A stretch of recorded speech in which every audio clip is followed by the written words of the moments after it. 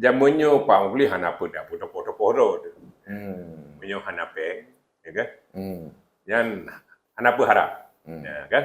Maka ini menjadi sebuah fenomena bahwa memang uang itu sangat menentukan dan uang yang paling gampang kan uang-uang ya kalau istilah kita itu kan uang grup jang tuh, ya kan? Uang panas. Ya. Ini kan menjadi anggota parlemen sekarang kan udah gagah-gagahan, ya kan? Ya, pakai parfum hebat, pakai baju hebat, ya kan? Pakai mobil hebat, dekat-dekat dengan kekuasaan. Padahal bukan itu. Yang namanya anggota parlemen itu kan pengawas. Ya. Ya, suka tidak suka, kita ini kan hakim garis, ya kan? Ya, harus berani membunyikan peluit walaupun pemain kesukaan kita. Nah, ketika pemain outside atau pemain berlaku kasar, maka harus ada peringatan gitu. Termasuk memberi kartu kuning dan kartu merah.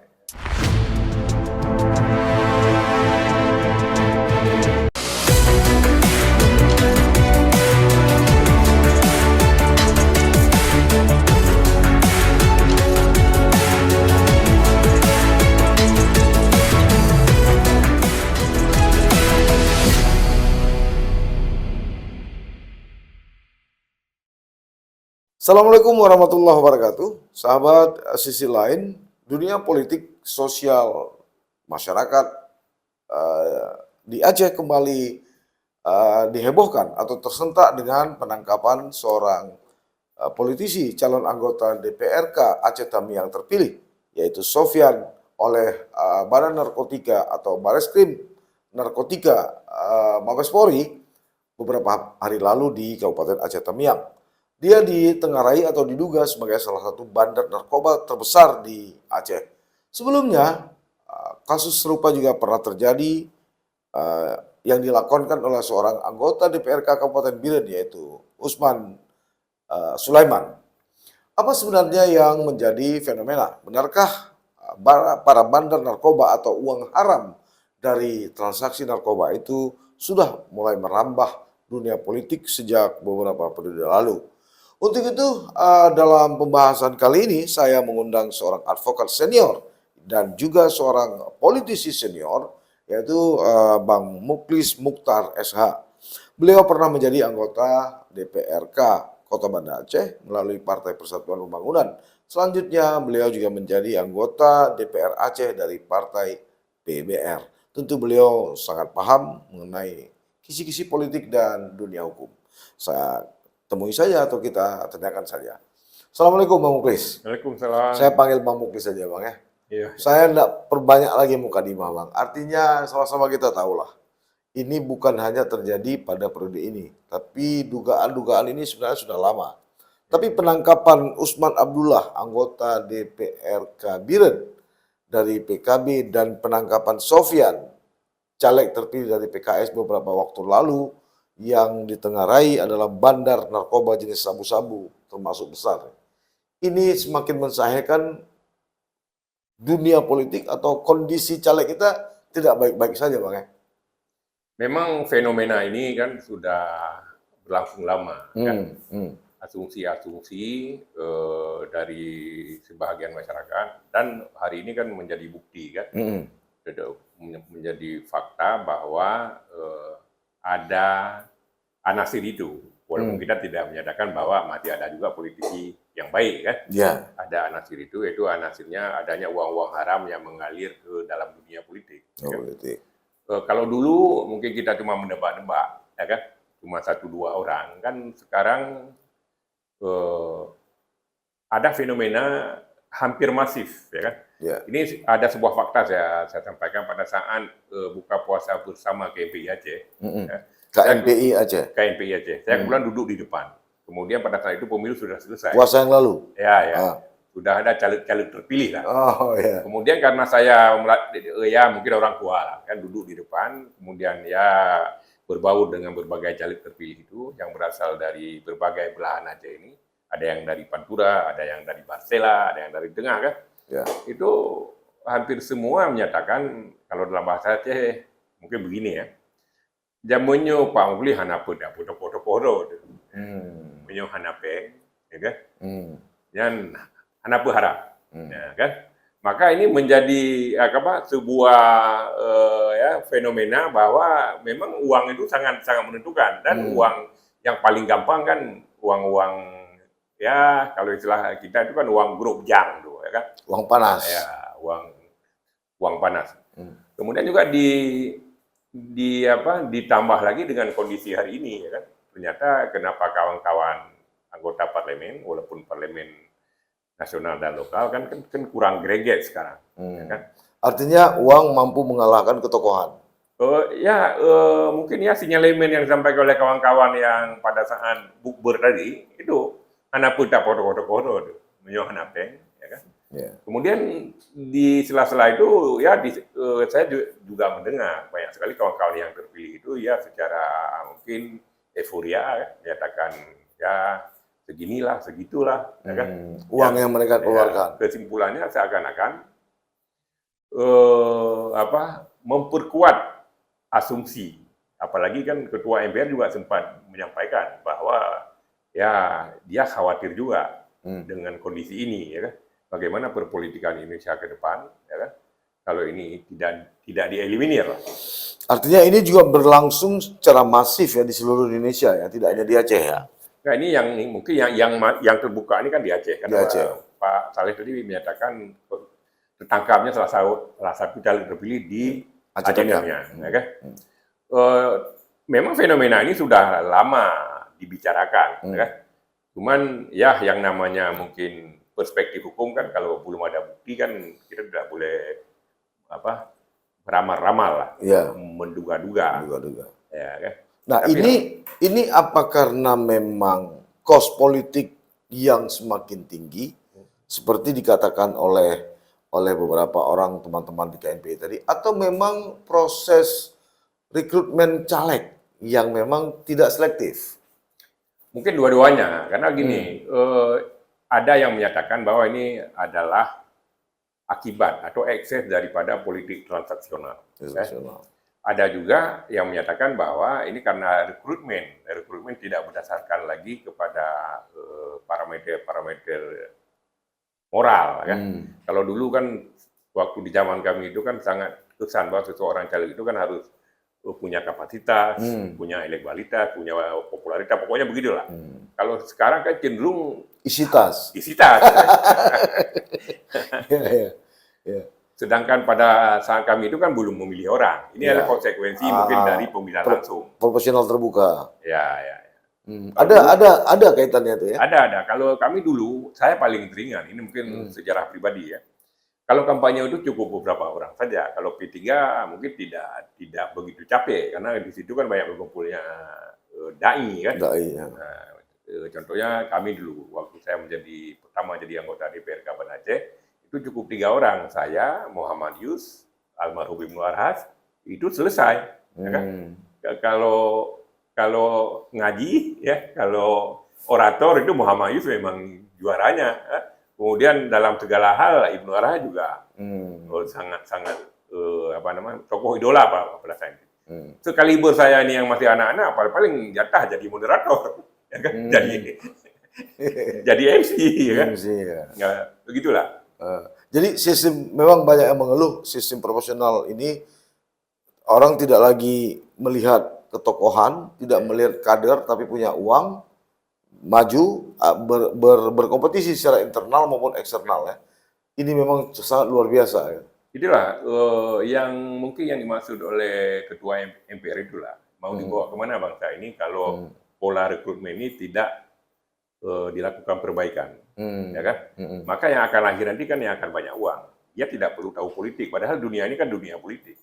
Karena jelek-jeleknya politisi itu pemimpin yang memikirkan bagaimana negeri ini lebih baik. Tapi pengusaha tidak, bagaimana mendapat untung. Itu memang konsekuensi profesi. Ya kan? Ya, mungkin profesi lain juga demikian. Misalnya profesi wartawan mau bagaimana, profesi dakwah mau bagaimana. Kan begitu. Maka dari itu saya kira politisi itu harus benar-benar berasal dari dunia itu. Dari dunia politik. Maka tidak heran sekarang yang terpilih itu kan bukan politisi. Sehingga parlemen pun tidak greget gitu ya? Ya tidak greget. Kenapa saya tidak greget? Karena kebetulan saya orang hukum dan skripsi saya tentang MPR, tentang DPR, ya kan? Maka dari itu saya melihat fungsi-fungsi parlemen itu sudah tidak berjalan lagi sekarang. Misalnya bagaimana mengawasi pemerintah. Dengan demikian banyaknya hutang Indonesia, demikian maraknya tambang-tambang ilegal, kan? Itu menunjukkan bahwa parlemen memang kurang berfungsi. Proses pengawasannya tidak berjalan. Ya, demikian juga di tingkat provinsi, ya kan? Ini kan menjadi anggota parlemen sekarang kan udah gagah-gagahan, ya kan? Ya, pakai parfum hebat, pakai baju hebat, ya kan? Pakai mobil hebat, dekat-dekat dengan kekuasaan. Padahal bukan itu. Yang namanya anggota parlemen itu kan pengawas. Ya. Ya, suka tidak suka, kita ini kan hakim garis, ya kan? Ya, harus berani membunyikan peluit walaupun pemain kesukaan kita. Nah, ketika pemain outside atau pemain berlaku kasar, maka harus ada peringatan gitu. Termasuk memberi kartu kuning dan kartu merah. Sekarang yang paling banyak kan apresiasi. Nah, kami Dewan mengapresiasi. Padahal apresiasi itu tidak dibutuhkan oleh anggota parlemen. Karena kan seorang pengawas tidak akan punya kata-kata itu dalam kamus dia lah. Nah, karena kalau seorang penguasa melaksanakan tugasnya secara betul, itu memang fungsinya. Tidak mesti diapresiasi oleh anggota dewan begitu. Itu fungsi awalnya begitu. Ya kan? Fungsi ilmunya, walaupun orang ini seringkali menyatakan, itu kan teori. Jadi menjadi tumpul, Bang. Ya. Nah, ini kan pileg, Bang. Walaupun kita tahu. Abang ada kira-kira feeling Abang, ada merasakan bahwa permainan yang sama, uang-uang haram ini akan kembali bergulir pada pilkada November 2024 mendatang. Ada Abang mencium itu? Memang ada beberapa peristiwa sebelumnya yang menghubung-hubungkan itu. Cuman melihat tadi tradisi seseorang terpilih harus mempunyai sesuatu yang lebih itu, ya walaupun kalau menurut kami dulu uang itu kan alat, tapi sekarang saya lihat sudah segala-galanya kan. Maka tidak tertutup kemungkinan ada itu, ya kan? Di pilkada ini pasti ada. Enggak pilkada ke depan karena belum terjadi, mungkin kata-kata yang tepat akan kan, ya kan? Dan tidak tertutup kemungkinan. Nah, apalagi konstelasi politik ini kan sangat keras, ya kan? Keras, malah ada sinyalemen, ada statement yang saya baca di media ini. Ada calon yang akan melawan tong kosong. Berarti kan pihak-pihak lain yang berbeda kan akan berupaya sekuat tenaga. Termasuk dengan menggunakan cara-cara yang kita sebutkan tadi. Ya kan? Nah, walaupun tidak tertutup kemungkinan yang sudah punya posisi kuat itu dan juga tidak terlepas daripada itu. Dan tidak heran kalau rakyat berasumsi begitu, karena demikian dahsyatnya korupsi di Aceh, kan statement elit tidak ada tentang itu. Kita lihat pun sejak, ya katakanlah 20 tahun terakhir ya, di parlemen misalnya ketika ditangkap atau segala macam, tidak pernah ada satu pandangan-pandangan fraksi yang mengutuk terjadinya demikian. Ataupun katakanlah misalnya di daerah para bupati juga tidak ada, para wali kota.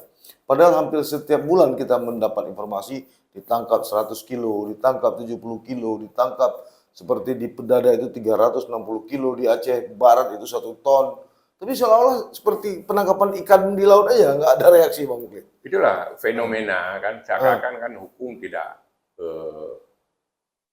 punya kemampuan untuk menghadapi ini semua. Tapi saya sebagai orang hukum, saya tidak sependapat dengan itu. Sebenarnya itu bukan hukumnya, itu penegak hukumnya, ya kan?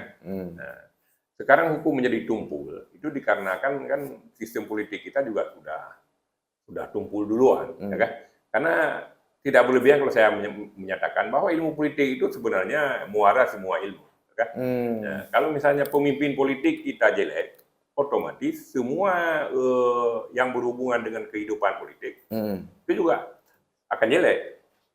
Ya, ini kan terkesan terkanalisasi sendiri. Misalnya katakanlah ini kemarin lah, Sofyan ini ditangkap atau S ini ditangkap menurut Mabes Polri ada sekitar 70 kilo. Udah sampai di situ gitu. Media juga tidak berusaha menggali bagaimana. Tiba-tiba nanti kita dengar kalau ada proses persidangan tidak diikuti, bla bla bla bla bla, tiba-tiba udah diputuskan. Tapi kemudian setelah diputuskan, media mengangkat sekali putusan itu kemudian hilang lagi. Tidak ada fungsi kontrol itu dari media. Juga dari aparat penegak hukum, apakah benar dia ada di dalam sel, apakah benar ada di dalam penjara, ya kan? Kita kan juga sangat disedihkan ya ketika dengan julukan Ratu Narkoba asal Biren yang sudah diputuskan di Biren dengan di Medan dengan hukuman mati katanya. Tapi kan itu sebatas, aduh, gimana nih, Pak? Tapi kan saya punya pengalaman ya. Hmm. Pada saat saya kan pengacara, saya punya organisasi namanya Peradi ya.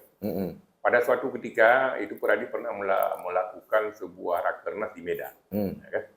Itu pernah dibahas bahwa yang mengurus ini barang ini mafia dan melibatkan aparat penegak hukum. Ya kan? Maka tidak salah kalau rakyat melihat bahwa proses ini agak payah lah, ya kan? Kecuali viral kan sekarang nggak ada aturan baru.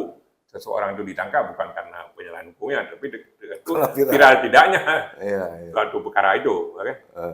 Bang Muklis sudah mencium atau memang ini belum terjadi ya? Kalau di Amerika Latin ya, seperti Kolombia misalnya, atau di Meksiko, para mafia narkoba ini kan sudah masuk ke parlemen, kemudian menguasai daerah, regulasi, kemudian membentuk regulasi baru. Nah, di Aceh khususnya, kita nggak bicara Indonesia, di Aceh. Menurut Bang Muklis, apa sebenarnya tujuan dari bandar-bandar ini menjadi anggota DPR, menjadi kepala daerah bupati, atau mendukung anggota DPR, atau mendukung para calon bupati? Untuk apa? Sekedar pencucian uang atau seperti apa? Enggak, mungkin secara harfiah, hakikat manusia ini kan menguasai. Tapi yang perlu diketahui oleh semua pihak, mafia itu tidak akan bertahan lama. Negara-negara yang sudah pernah berjaya dengan mafia, misalnya Italia, Kolombia itu kan akhirnya kan juga itu. Dan satu hal menjadi benar adanya, negara itu tidak boleh kalah dengan mafia. Nah, sekarang kondisi kita ini hari ini keseakan kalah. Ya. Nah, mungkin ya ke depan itu ada gium. Negara tidak boleh kalah dengan mafia. Kalau melihat cara kerja orang ini kan terkesan mafia karena dia bisa mempengaruhi semua kekuasaan. Ya. Ya Dari kan? hukuman mati seumur hidup. Ya. Dari seumur hidup 20 tahun. Ya. Kemudian dia kasasi banding-banding akhirnya 10 tahun. Ya. Begitu mudahnya. Padahal akibat dari perbuatan mereka kan, katakanlah 1 kilo itu bisa merusak sampai ribuan orang.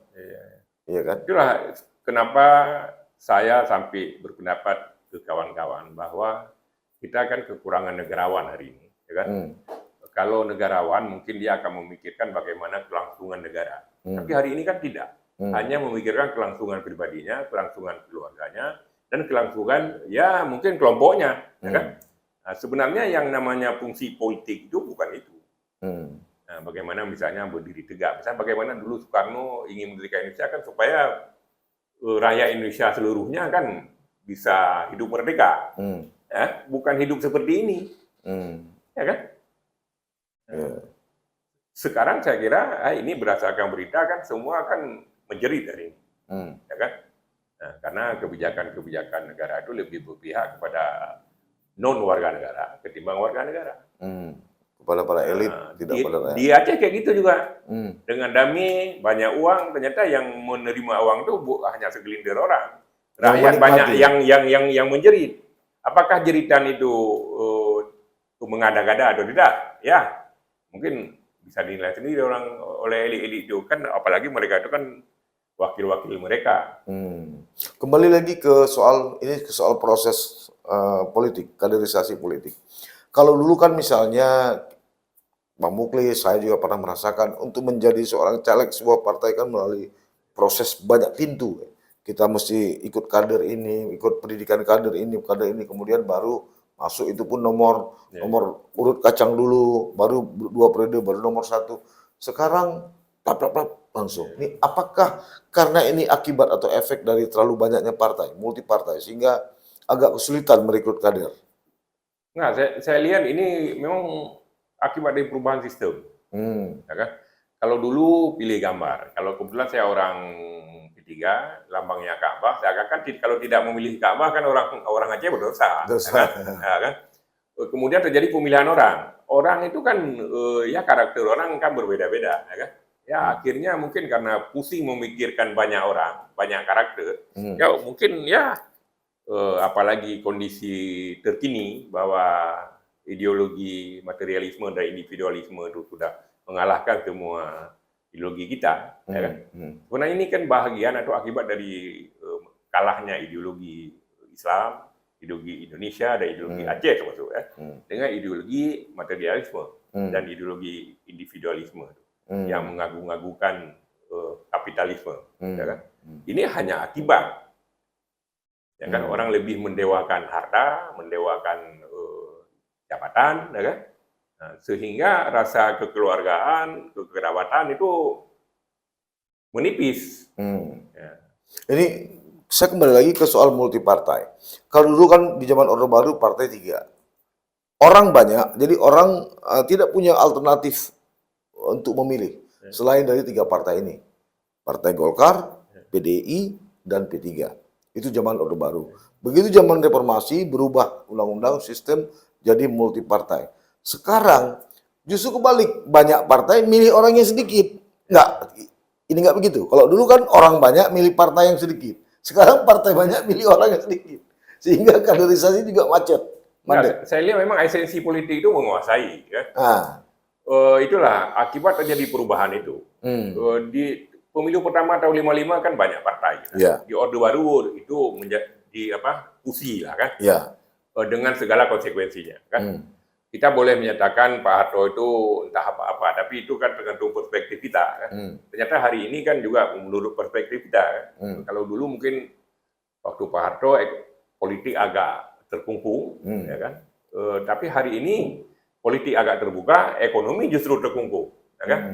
Saya lihat itu semua dikarenakan oleh perubahan sistem. Tapi ini ada orang mungkin, ada pihak di luar yang memahami betul nih perubahan-perubahan ini. Nah, karena kan sifat manusia ini kan bagaimana mengakali hukum, ya kan? Nah, bagaimanapun hukum itu bisa diakali. Nah, seperti misalnya pemerintah mengharapkan absen sidik jari itu lebih baik. Ternyata waktu sidik jari sekarang itu bisa diakali oleh ASN. Misalnya datang cuman absen aja, udah itu keluar. Dan tidak heran hari ini di warkop itu kan pegawai semua. Ya.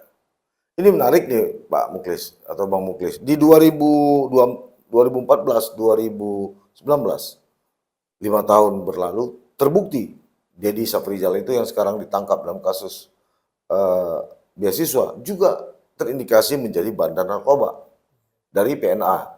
Di 2019, 2024, Usman Sulaiman, anggota DPR Kabiren dari PKB. Di 2024, 2029, kita dihadapkan pada Sofyan, caleg dari PKS terpilih.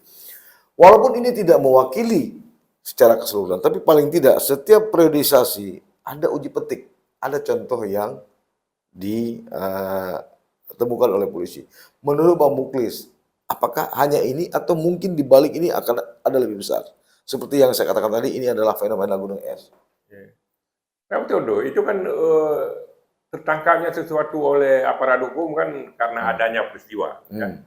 Mungkin kalau istilah sekarang yang tertangkap itu kan naas saja. Naas saja. Ya. Kan saya pernah belajar tentang korupsi, bagaimana maraknya korupsi walaupun kita juga ikut bersalah ya. Misalnya ada di setiap pendidikan dari bawah itu. Tapi yang ingin saya sampaikan bahwa demikian maraknya tuh. Tapi yang tertangkap kan cuma bisa dihitung jari juga. Ya. Padahal sudah masif gitu. Dan yang paling menarik kalau di Indonesia, semua yang tertangkap itu ya punya hubungan dengan kekuasaan, sehingga kan ada pihak yang menyatakan bahwa ya mungkin orang ini sedang merebut kekuasaan, ya kan? Karena begini, kekuasaan itu kan punya kemudahan-kemudahan, punya uang, punya kekuasaan, punya jaringan, banyak. Maka tidak berlebihan kalau ada pribadi-pribadi yang punya kelebihan personal, misalnya pedagang, misalnya begini begitu itu kan, nah, mungkin ya bagaimana memiliki kekuasaan. Nah, contoh misalnya, di Aceh ini, itu Masjid Raya dulu kan milik rakyat, milik masyarakat. Belang Padang itu milik masyarakat. Tapi ada pihak-pihak tertentu yang secara politik memahami dirinya lebih kuat, maka mencoba menguasai itu. Kalau secara ya politik saya anggap sah-sah saja. Ingin menguasai, ingin lebih hebat. Bagaimana fenomena kita orang laki lah. Kan? Orang laki ini kan lihat akhir-akhir ujung-ujungnya punya kaya, punya kekuasaan, ya kan? Akhirnya akan memperlihatkan keperkasaannya kepada wanita. Cuman itu, ada orang yang ingin memahami filosofi manusia yang berjenis kelamin laki-laki. Ya, mungkin penguasa begitu juga. Apakah dia perempuan atau laki-laki, ya akhirnya ya ingin menguasai. Sekali lagi, kita akan berhadapan dengan kontestasi pilkada, pemilihan gubernur Aceh dan bupati wali kota di 23 kabupaten kota.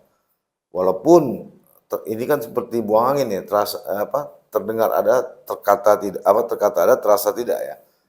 Dengan situasi ini, mungkin saja para bandar ini akan masuk ke menjadi sponsorship dari kepala daerah. Hanya menunggu waktu aja nih, apakah aparat penegak hukum mau lebih serius atau tidak. Nah, menghadapi kondisi seperti ini, sebagai rakyat Aceh, sebagai advokat dan politisi, Bang Muklis optimis atau pesimis menghadapi situasi ini? Enggak, sebenarnya gini, saya tidak beranda-anda ya. Kemungkinan itu ada, kan? Kemungkinan ada. Tapi saya tidak bisa membuktikan karena peristiwanya belum terjadi. Ya. Kan? Nah, dan sebagaimana yang saya sebutkan tadi, premis saya tadi, bahwa kan penguasa ini kan ingin lebih, dan ingin menjadi penguasa. Kan? Ini setiap kontestan kan ingin menang, kan? Apalagi dari sekarang udah main fitnah-fitnah, ya, entah apa-apa, ya kan? Padahal kalau menurut kami orang sekolah, kalau ada yang mengkritik, apalagi jabatan publik itu sah-sah saja, jangan dibalas dengan menyebar kebencian, menyebar kemarahan, alias membuka aib orang, ya kan? Karena gini. Kan hari ini kan sering sekali ini kan sudah berhadapan-hadapan antara kutub lokal, kutub nasional, kemudian kutub lokal juga banyak kan saling berhadapan. Tapi caranya itu tidak fair. Sebenarnya di politik itu juga ada etikanya, tidak bebas seperti hari ini, ya kan? Hari ini kan sudah sangat bebas, bukan hanya perilaku kadernya, juga termasuk strategi-strateginya tuh. Termasuk yang Pak Saleh sampaikan tuh dengan kemungkinan masuknya uang-uang itu kan juga cara-cara yang tidak benar, yang selama kami belajar dulu tidak pernah diajarkan itu. Nah, terhadap kondisi yang sudah ada lah, katakanlah tadi seperti kasus yang menimpa Usman Sulaiman di Biren, kemudian Sofyan di Aceh Tamiang. Sebagai rakyat Aceh, politisi dan advokat, Abang optimis atau semakin gimana? Enggak, kalau menurut saya ini adalah tugas penguasa. Karena yang namanya pemerintah itu kan punya aparat polisi, kejaksaan, kehakiman kan. Bagi saya dari kacamata hukum itu kan persoalan biasa. Tindak pidana biasa. Cuman bagaimana orang ini membuat efek jera kepada orang ini, kan? Kok kasus-kasus yang lain bisa dibuka dan diproses. Kok perkara-perkara seperti ini tidak bisa? Nah, ini kan tidak heran kalau rakyat menganggap bahwa ini seakan-akan kan extraordinary. Ya kan? Padahal kalau dalam perspektif ilmu hukum itu nggak sama juga. Sama juga. Tetap pidana juga. Tidak ada yang lebih. Tidak ada yang berlebihan. Yang berlebihan ini kan cuma uang. Ya kan? Uang. Kalau yang lain mungkin tidak sampai kepada ya harga-harga melambung seperti itu, kan? Ya, dia lebih kepada personal gitu ya. Ya. Siapa terakhir ini siapa lebih bahaya menurut Pak Muklis antara narkoba dengan korupsi? Kalau saya dua-duanya berbahaya. Dua-duanya berbahaya. Ya kan? Karena kan ini bisa menghancurkan. Ya, korupsi juga bisa menghancurkan. Karena yang korupsi itu kan ini kebetulan ya, saya orang hukum, pengacara. Unsur esensi dari korupsi itu kan merugikan kerugian negara. Kerugian negara itu kan diperuntukkan untuk kepentingan publik, untuk kepentingan rakyat, orang banyak, ya kan? Nah, ini dari segi sistemnya, dari segi unsur-unsur itu memang udah jelas. Nah, dididik kita bahwa ini salah, ini salah. Tapi kalau itu tindak pidana yang memang dilarang oleh undang-undang. Ya, mungkin ya kawan-kawan di parlemen udah memahami karena dalam proses penggodokan undang-undang itu kan melibatkan tim ahli semua. Nah, mungkin itu mereka udah berpandangan sama, ini merugikan negara. Nah, karena kan ke depan mungkin kita kan butuh ya tenaga-tenaga hebat lah. Nah, walaupun apa harapan Bang Muklis terhadap aparat penegak hukum khususnya dalam pemberantasan narkoba ini? enggak, kalau menurut saya ini secara umum dulu. Ya. Pertama, ini fenomena kekalahan ideologi kita. Ternyata materialisme dan individualisme itu telah mengalahkan semua ideologi. Ideologi Islam, ideologi Pancasila, ideologi gotong royong orang Aceh. Ya kan? Ya. Kemudian ya kepada penegak hukum mungkin jangan pandang bulu. Ya kan? Anda akan disumpah menjadi penegak hukum. Jangan pandang bulu. Kalau sudah pandang bulu, itu udah melanggar sumpah. Ya. Karena hampir semua polisi, jaksa, hakim itu sebelum dilantik menjadi aparatur, kan disumpah. Itu jangan main-main dengan sumpah. Apalagi dengan kondisi Aceh. Bukan sombong saya bilang, bukan karena saya orang Aceh. Yang mengkhianati Aceh, ini akan bermasalah nanti. Saya mendapat kabar dari banyak orang yang berada di luar, yang mencuri uang Aceh, berkhianat terhadap orang Aceh, ya pokoknya begitulah, melukai itu akan bermasalah. Ada yang menyebut tanah Acehnya, bukan orang Acehnya. Tanah Acehnya yang kenapa? Ya. Mungkin kalau sekarang ini orang Aceh udah, kalau istilahnya sekarang barusan saya baca sudah berada pada titik nadir, Ya. kondisi masyarakatnya. Ini kepada oknum aparat penegak hukum. Kita pernah dibuat terkaget-kaget dengan kasus Irjen Pol Teddy Minahasa. Ketika itu persidangannya juga begitu live dibuat oleh sejumlah televisi swasta nasional. Kita mengikuti persidangan dengan seakan-akan kita tidak percaya bahwa itu yang terjadi di negeri ini. Bagaimana kolaborasi antara mafia narkoba dengan oknum-oknum aparat penegak hukum. Bang Muklis masih tetap percaya ya? Ini ada sinyalemen yang menyatakan rejim ini kan dibangun dengan kekuatan itu. Maka tidak heran apabila ada kasus-kasus seperti itu hilang. Ya seperti menggantang asap lah, ya kan? Hilang begitu saja. Maka tidak heran pidato Tito Karnavian yang menyatakan Bapak naik aja, segala urusan biar urusan saya. Itu kan punya makna luar biasa. Itu diucapkan untuk siapa? Enggak, di dalam konferensi resmi. Nah, Bapak Jokowi mestinya naik aja. Ya. Segala sesuatu yang menyangkut ini urusan kami. Maka muncullah Satgas Merah Putih, ya judi online, entah papan. Ya kan? Nah ini kan menjadi, ya jangan salahkan rakyat kalau menghubung-hubungkan ini. Ya kan? Ya, karena rakyat sekarang kan bukan, ya sudah cerdas. Itu ketika Tito jadi Kapolri ya? Iya. Ini semua masalah kan bermuara ke situ. Iya. Ya kan? Iya. Oke, ada fenomena yang menyatakan atau ada info yang menyatakan bahwa Jokowi menitip sesuatu kepada presiden terpilih dan termasuk beberapa polisi ini. Ya kan? Iya. Ini kan sebenarnya rakyat yang merdeka tidak boleh ya beredarnya gosip-gosip seperti itu. Gosip itu ada, di Amerika saja ada gosip, tapi banyak positifnya. Nah, kalau kita mana ada? Kalau ada persoalan cenderung menyerang pribadi. Iya. Ya? Baik Bang Muklis, terima kasih atas kehadirannya telah memenuhi undangan kami. Jangan pernah bosan Bang kalau kami nanti mengundang dalam membahas topik-topik yang berbeda. Sahabat, sisi lain itu tadi perbincangan kami dengan Bang Muklis Mukhtar, seorang advokat senior dan politisi senior. Tentu saja kita berharap aparat penegak hukum tidak hanya berhenti pada kasus Sofyan. Bisa jadi di luar sana masih banyak Sofyan lain atau Usman Sulaiman lain, politisi yang terjerat dengan kasus narkoba atau menjadi bandar besar narkoba di bumi Serambi Mekah Aceh ini. Mudah-mudahan perbincangan kami ini dapat menambah informasi dan khasanah berpikir Anda. Karena itu saya tidak akan mengambil kesimpulan dari apa yang kami perbincangkan ini. Sampai bertemu. Assalamualaikum warahmatullahi wabarakatuh.